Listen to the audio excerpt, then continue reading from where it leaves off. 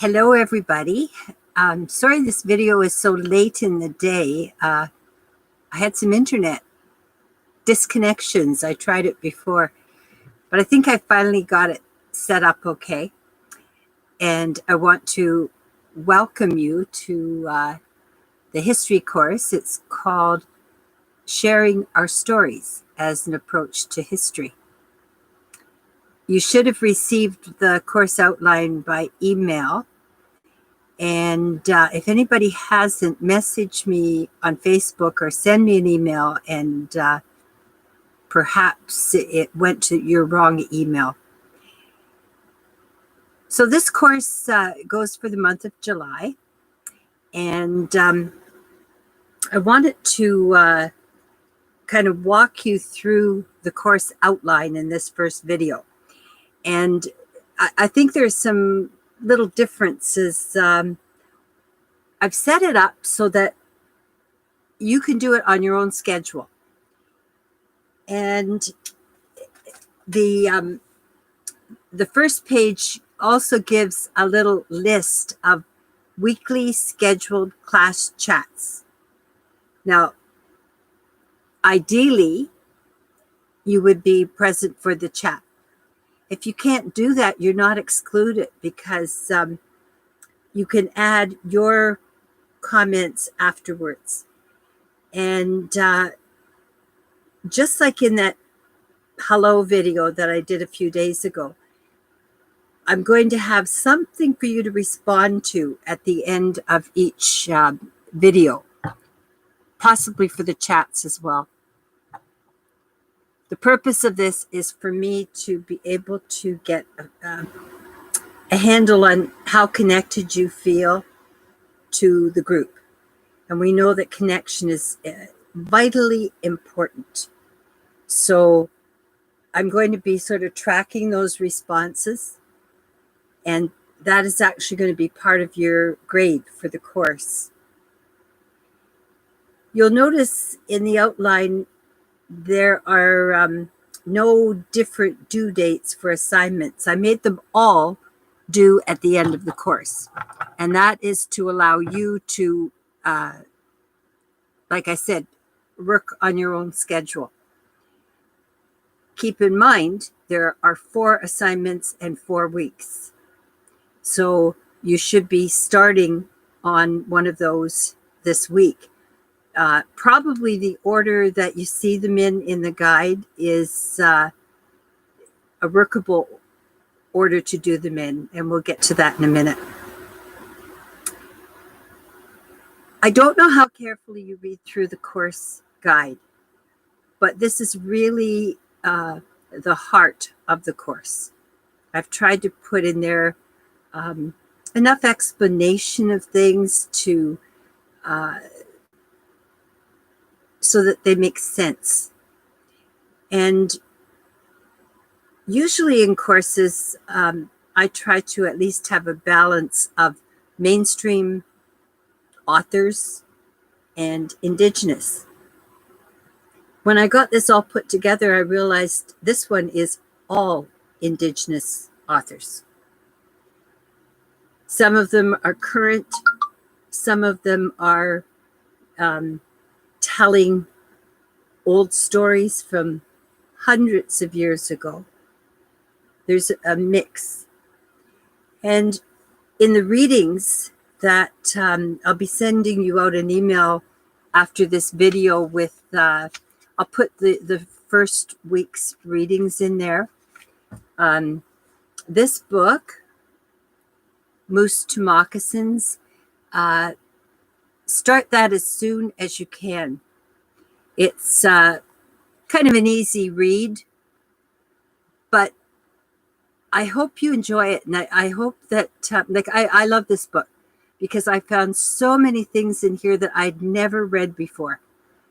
And I imagine it'll be the same with you. It's a little gold mine of memories, of stories, of practices that went back into the 1800s. So we're looking at like a little time capsule, I think, in the memories of this elder. You'll notice on the first page of the outline there, it says First Peoples Framework for this course. The course is about history. Indigenous history is oral, or has been. Much more is being written down in the last 50 years or so. It's very different from history written down in mainstream society. We might ask which is more reliable, something that's written down and preserved or something that's told. There's no guarantee that the written record is complete. Somebody decided what should be recorded or not. You know, in the case of wars, conflicts, who writes the history? Well, it's more the winners that write the history. So I was really pleased when I realized that all of these authors are Indigenous in this. One of the other things that came to my mind was our different views of time. Mainstream thinking is that time is linear. Indigenous thinking is more that it's a circle and that the ancestors are included in that. So we have a different view of how we look at the past. You're going to see on page 2, and if you have this, try to print it out if you can, because I want you to come back to it often. There's a page like this, and this is a summary of Indigenous ways of knowing. So before the modern era, the Indigenous ways of knowing probably didn't have a written record. They relied on the land, spirituality, stories, family, ideas about time, ways of knowing, nationhood, relationships. So this is a good summary that you might find useful when you're even doing assignments. The animal symbol for this course, and the front page, I didn't print that. There's a picture of a butterfly, and there's another butterfly inside. 2 butterflies. And since this is a digital course, I feel I can put colored pictures in, because you're probably not printing. Well, I did ask you to print, but you don't have to print in color. Mostly it's on the screen for what we'll do. So we can use more pictures in color. And if you remember back to the first course we did together, where we talked about triggers for getting you thinking and writing, and we had photos and artwork and poetry and music and all these things, that's the purpose of things like the animal symbol. And the reason I chose the butterfly is written underneath the picture. And think about this in terms of world events today and the COVID crisis. Probably no animal or insect has come to represent the process of transformation and shape-shifting more than that of the butterfly. To Native North Americans, the butterfly is a symbol of change, joy, and color. In the Hopi tradition, unmarried girls of the butterfly clan wore their hair in the shape of butterfly wings. Butterfly medicine reminds us to make changes when the opportunities present themselves. And right now, aren't we in a time of great change? So it's like we're in this cocoon, COVID cocoon, and what is going to emerge from that. You'll see on page 4, learning outcomes for this course. And there's a chart like I've done in other courses. So I've got learning outcomes, how you're going to get there, what activities you'd be doing, what the readings and all that. And the last one is the assignments. So I'm just going to read through those assignments. I know there's a few people that don't have the course outline yet. So these assignments are, they're not big writing things. They're meant to be as hands-on as I can make them, as relevant as I can make them. So the first one is, I'll just say them quickly and then you'll see the explanations later. The first one is a report on to do an interview with an elder with a specific purpose. The next one is to create a timeline of some sort for your community. What have been the historic events in your community? And some of that you're going to get information on when you talk to an elder. And there's other places, of course, that you can go, like your community website, or if there are books been written in your community. The third one is a reflection about COVID-19 as a historical event. We'll be talking more, and you'll see readings about what does that mean, like what are the aspects for an event to be considered historical.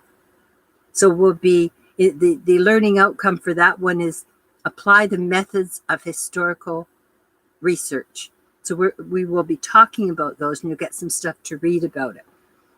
The fourth assignment is a letter to the next 7 generations. We'll talk about more we'll talk more about that too. And the learning outcome there is to apply aspects of historical inquiry to a current historical event, to practice how you think about history, what is worthy of being remembered and acted upon later. I'm not going to read through the assignments in detail. There's a pretty good description, I think, of each one. But I will say that each assignment is worth 20%. That adds up to 80.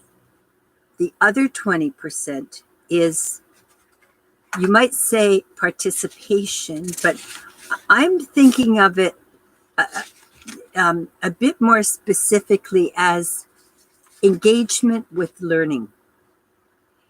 Now, you remember when we've been talking about how does a teacher assess learning?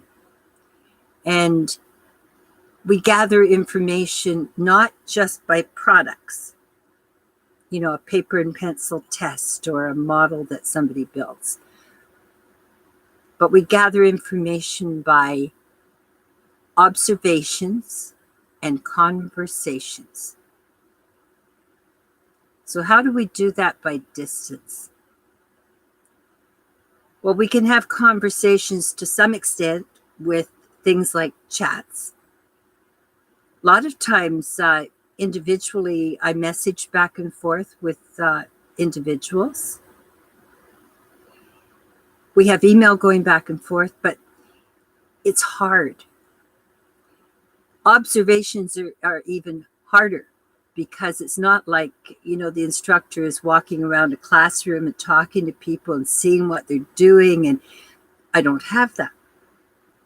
So one indication of your engagement with learning is how you participate. If you participate. I've gone through whole courses by distance where sometimes there's hardly any communication with 3 or 4 people. And you know what? Those are always the same 3 or 4 people. that have difficulty completing the course, completing assignments. And they've kind of locked themselves out of any conversation. So if we have those 3 ways to assess, I want to honor that part about observations, especially. And the way I'm doing that is at the end of each video, I'm going to ask you for a response. It might be 1 sentence. The video that I put up there a few days ago just to say hello, I asked for a response. Now, I have not looked at it today, but yesterday I looked. There were 22 people that saw the video, according to the Facebook stats. I think I had about 6 responses to the question I asked. Okay. What does that tell me? What message am I supposed to get from that? Well, I think it is that 6 people listened carefully to the end, and they understood what was being asked. The response was 1 word. So it would not have taken a lot of time. So what I'm doing is, for that other 20% of your grade, it goes to those requested responses. So if I see, after 4 or 5 videos that somebody has not been responding at all, it really does give a message that you are not very engaged. So this is important. Every time you watch one of the videos, if there's a question at the end, which I'm planning to do, unless I get really forgetful, you have to respond to that. And all you do is, you're used to this. Under the video, you enter a response. I have a checklist. I go through it. I'm going to tick, tick, tick, tick, tick off the names of those who have responded. Okay? So this is something new, but I'm asking you to get into this routine to expect that when you listen, I'm expecting something in return. And we can feel, when we do that, we can feel that we are touching base with each other, even a little bit by distance. So it's new. Try to get into the swing of it. Maybe I'll read you the first assignment only, just so if you want to get started, you can go ahead. This is a report on an interview with an elder. As you read the book, Moose to Moccasins, you may come across some cultural practices new to you. This is because the elder in that book was born in 1908, and she was raised by her, get this, great-grandparents in a traditional way. They lived in the bush. They lived on their trap lines. They migrated seasonally, all that stuff that we read about. Let's estimate that the time of her great-grandparents, they might have been born around 1868. Like if I think of maybe she was born when her mom was 20, the grandparents had her mother at 20, the great-grandparents, so 60 years back would make sense. So the things that she was exposed to with her great-grandparents were the practices back like in 1868, long before white contact in that part of Ontario. So it was really kind of an untouched traditional life that she lived. So the question then is, what memories do elders in your community carry? Ask an elder if they would consent to be interviewed about their life story. Ask if they would consent to you recording on your cell phone. If you can do that, you can make some notes later, and just summarize, because they might be talking for a while. So summary is fine. And what we're looking for is questions like this. I listed a few for you that you might ask them. We're looking for what events were significant in their lives. So where were you born? How did you grow up? What changes have you seen? What were the most important events in your community? What learning do you want to pass along to your grandchildren? So when you do the interview, write a 2 or 3 pages summary and send it to me by email. And what you're looking for is these events in their lives that shaped who they are, the events in their family or the community. You're looking for their story. Okay, I won't go through the rest of the assignments. You're also going to find a weekly chart.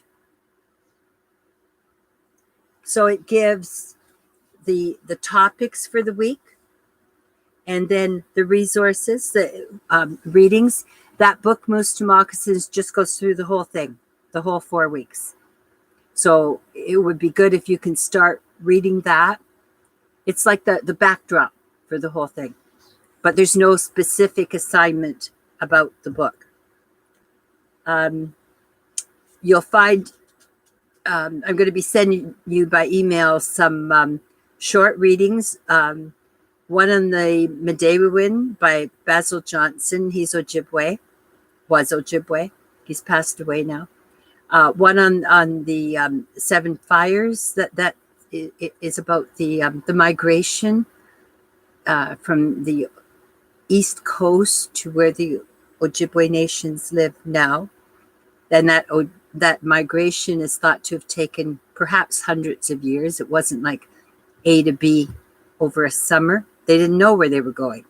So they would be moving west and settling where things were good. And, it might be 50, 100 years before there was another move. So it could have taken place over quite a long time. And the 7 fires prophecies go along with that migration story. I've used a couple of the northern Anishinaabe writers. There's several things by Chief Thomas Fiddler from Sandy Lake, Louis Burr from shores of James Bay, Swampy Cree. He's written a lot of stuff. There's a few websites. So when I stop the video, I'll send you an email with those readings and a link to a website. So if you could start focusing on those. And, it's not as if you have to deeply read every one of these things. I'm sending you enough that you can pick and choose a little bit what your interest is. I'm hoping that the point in the first week is to look back at the ancient history, like the migration, and get a feeling for what those stories are like, it's up to you to pace yourself. So you should be getting one assignment out of the way in this first week. I suggest the order that I've put them in because that interview would be an easier one for you to do. And then the community timeline, the interview is going to help with that. You only have one textbook, and that is the Moose to Moccasins. You send assignments by email. We have some scheduled group chats. The first one I've got down for tomorrow at 11 a.m. I start at 1 in the morning, next one in the afternoon, next one in the evening, last one in the morning, hoping that with your different schedules that, to get the most people possible at any one of those. And hopefully I won't exclude anybody completely by changing the schedule like that.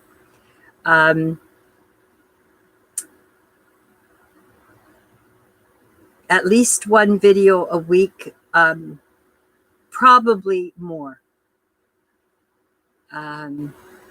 The required responses to videos, that's something new. We've never done that before, but I hope it's going to help us to feel connected.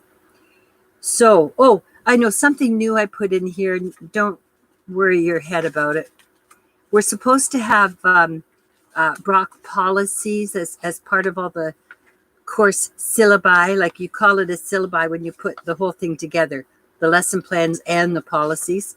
So the last couple pages are code of conduct and that sort of thing. The only one I want you to pay attention to is the very first one, and it's about marking. So what does an A mean as far as the number? And the mark of A is from 80 to 100. So if you've got in the 80s, you're doing really well. You have an A. And it's clear from this that in the 90s, that is really reserved for super, super exceptional work. And anyway, this will clarify you how the marks are figured out. So if you have any questions, message me. And we need one question for you to respond to in this video after you watch it. And I think what I'm going to do is ask you to commit to what you will do first in this course. So the question is, what are you going to do first in this course? So to reply, you look under this video on our class group and put your comment in there.